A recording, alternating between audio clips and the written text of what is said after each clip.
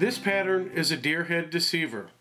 It is a pattern that I like to fish at night into the bridge and pilings and lighted docks. So really along the Chesapeake Bay Bridge tunnel, I will cast this fly into the pilings along the light line where the light's reflecting off the water from the bridge.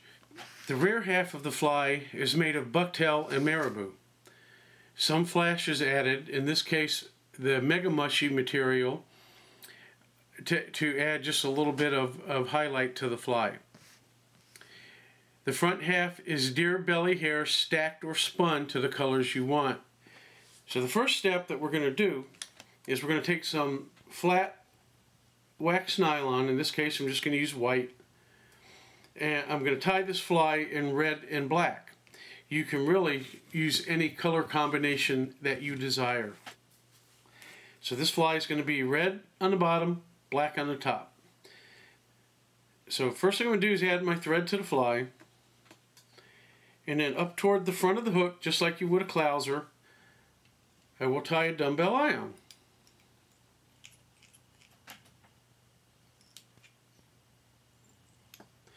The usual manner, just kind of get it on there with figure 8 wraps, nice and tight. Notice I have pressure on this so that that will not roll around the hook. That is important. And then I'm just going to bring some thread over and under, and then I'm going to encapsulate that whole bit of thread.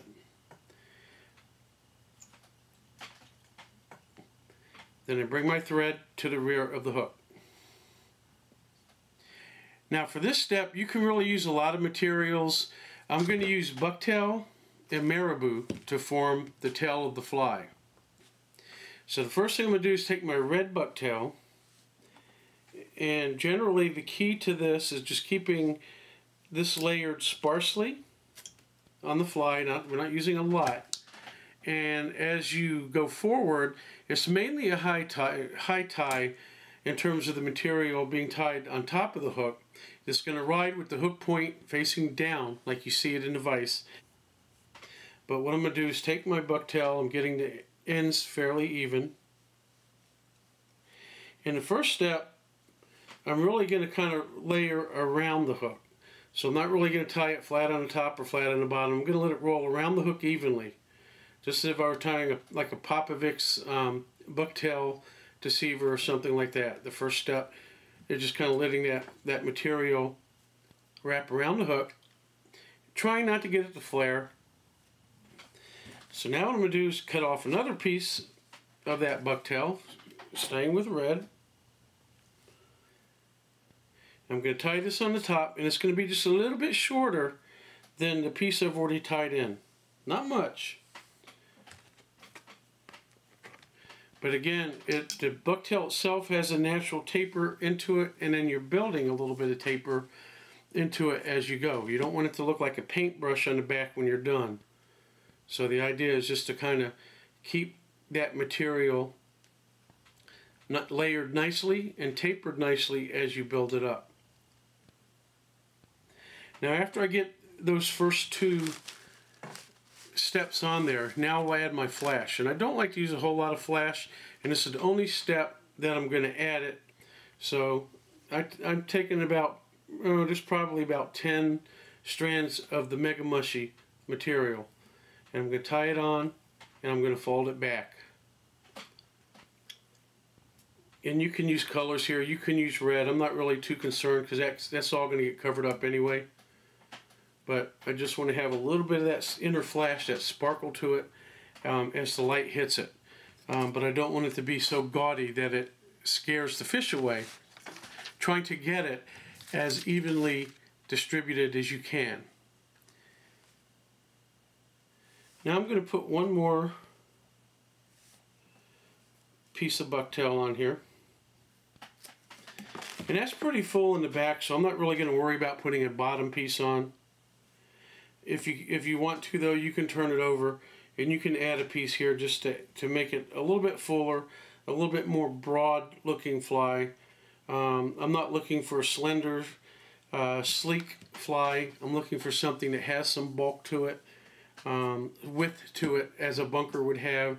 But really, the reason I like this fly, as you'll see at the end, is when you get done with it and you get this head, this stacked or spun head, depending on how you decide to do it, it moves a lot of water, it pushes a lot of water, creates a lot of action, it gets the fish excited, and therefore it will entice them to take the fly and just swallow it.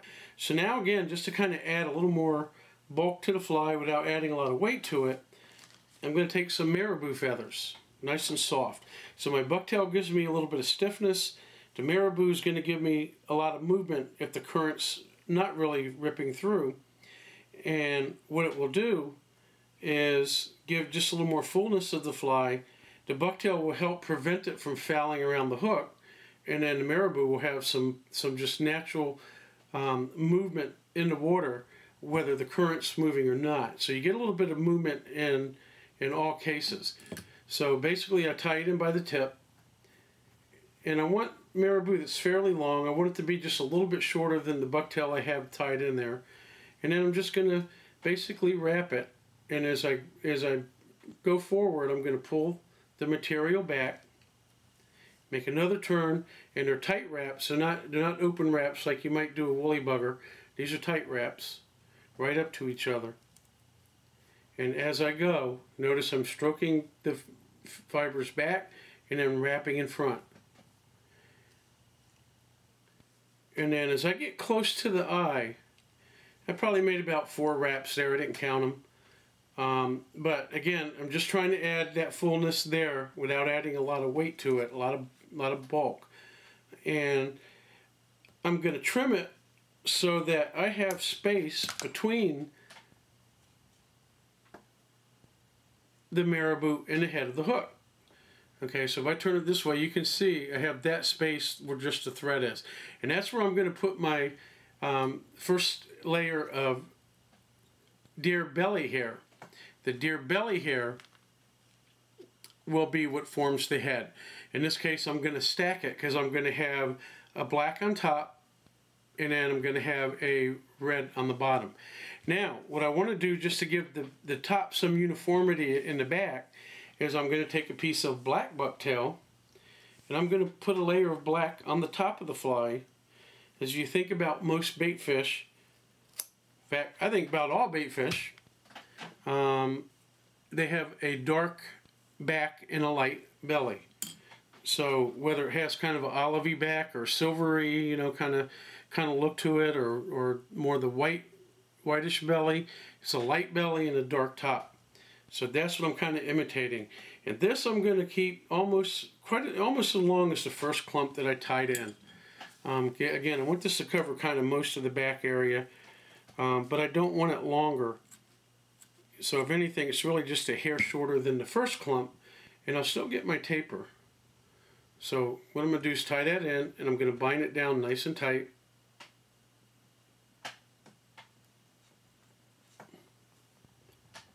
And so you can kind of start to see the formation of the dual colors in the fly. Now again, I'm going to start with the belly. I want red on the belly.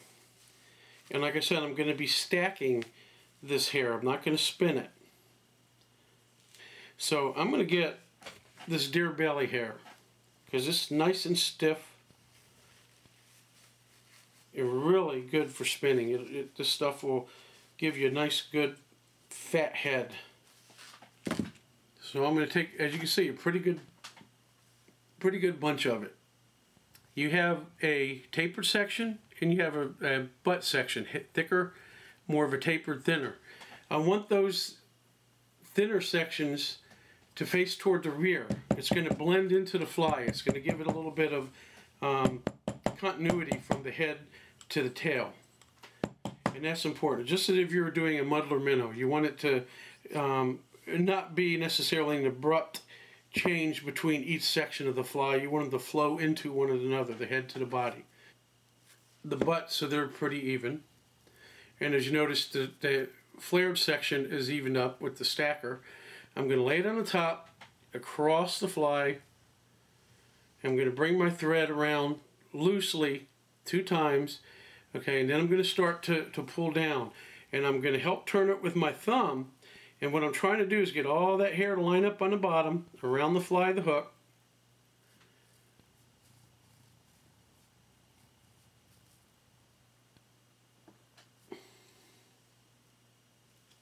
And as you can see, I can still see the white thread in there. All of this is on the sides and on the bottom.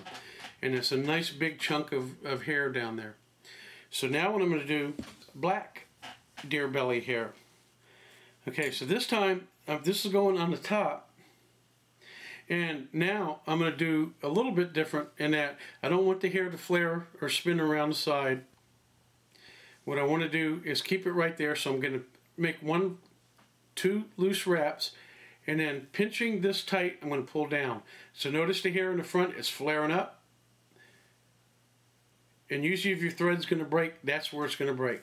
But if you notice, by doing that, I have a good, nice top, nicely formed top, separated, nice bottom. You can see the line where the material is different, right down the middle. And then I'm going to bring the thread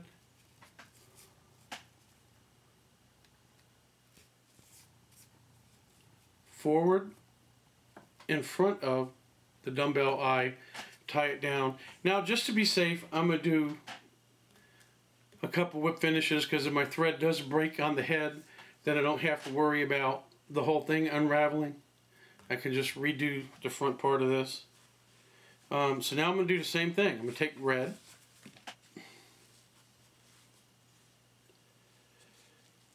and what I will do differently, I don't need to stack the tapered ends, because I don't need this to blend in like I did the back. So I'm just cutting the tapered ends blunt, and then I have the butt side. So all of this is blunt cut.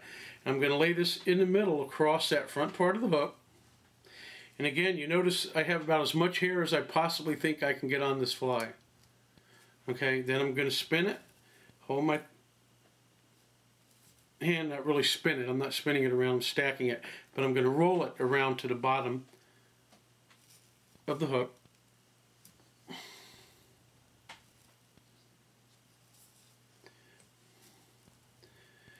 And then I just made 2 additional wraps, and I'm really pulling it tight. Okay, and then I do the same thing on the top with the black section of hair. And I generally try to use about the same amount of hair so I can get an even kind of lateral line, so to speak, effect of the top and the bottom. Alright, so make 1 loose wrap, 2, squeeze here, and then I pull tight.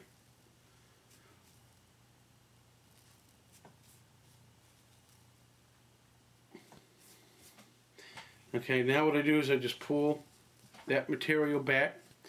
If you have a hair packer, you can take that hair packer and really pull that hair tightly back.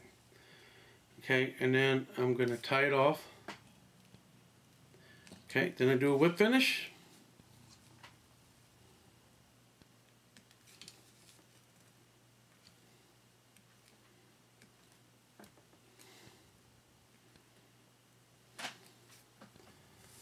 And I usually do 8 or 10 wraps of that, and I do it twice just because this thread is slippery. When I use this and I use the clear monofilament, I always do 2 sets of whip finishes. And I do plenty of them because they can tend to pull out more than a regular thread just because they're so slippery, so slick. Now that's it for the tying. The rest of this is just going to be just like being a barber, just getting that hair together. But as you can see, we have an explosion. And so now we're going to go back and we're going to trim this fly. First thing I kind of like to do is just get a rough, kind of even shape with the scissors all the way around. Basically just trying to square off a little bit the head.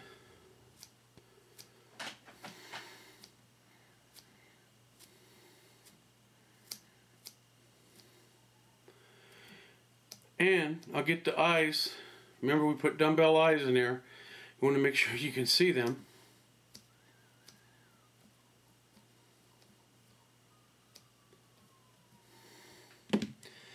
Now, I'll take a razor blade, and I'm just using these single-sided razor blades I get at Home Depot, 100 of them for, I think I got them for like $6. And a lot of people use the double edge, which are a little bit sharper. These are a little bit safer with the one edge, but they're a whole lot cheaper. And as you can see,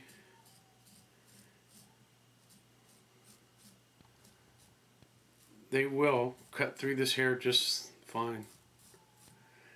And the good thing about the razor as opposed to the scissor, when you get toward the rear, you not only get a cleaner cut with the razor, but it also will tend to blend the edges of the hair or shape the edges of the hair back a little bit so that you still get a more natural taper even on the ends. You're just kind of shaving that back off a little bit. So again, I kind of like the belly to be just a little bit flatter.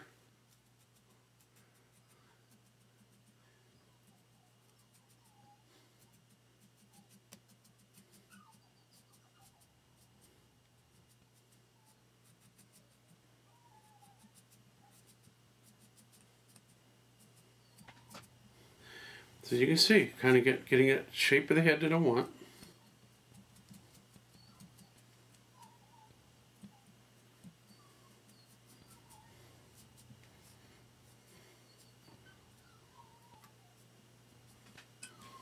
You can see the eyes. Now in this case, I'll just take that scissor and get that eye just a little more clear.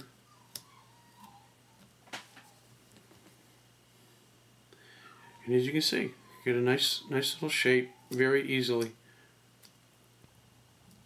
I get the effect that I want. I have the nice full head.